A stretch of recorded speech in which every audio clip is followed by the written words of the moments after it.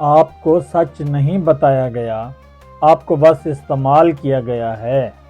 آپ ہار نہیں رہے، آپ کو ہروایا جا رہا ہے۔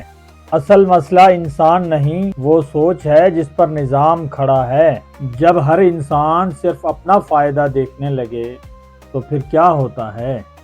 تو پھر وہ اکیلا نہیں رہتا، وہ اپنے جیسے لوگوں کو ڈھونڈتا ہے اور پھر گروہ بن جاتے ہیں، ایسے گروہ جو اصول پر نہیں فائدے پر کھڑے ہوتے ہیں۔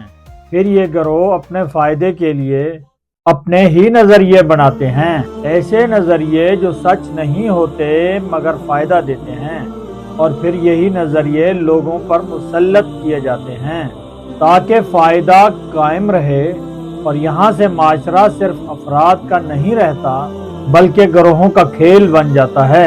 اور اس نظام میں پستا تو عام آدمی ہی ہے جو نہ طاقت رکھتا ہے نہ کھیل سمجھتا ہے۔ مگر ایک سچ اور بھی ہے، جو اوپر ہوتے ہیں وہ بھی سکون میں نہیں ہوتے۔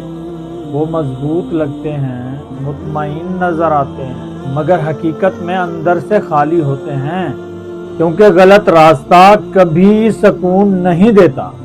ضمیر خاموش تو ہو سکتا ہے مگر ختم نہیں ہوتا۔ اسی لیے یہ نظام کسی کو جیتنے نہیں دیتا، نہ ہی نیچے والوں کو نہ ہی اوپر والوں کو، اور اس سب کی جڑ صرف ایک ہی ہے، نفس پرستی، یعنی میں، صرف میرا فائدہ۔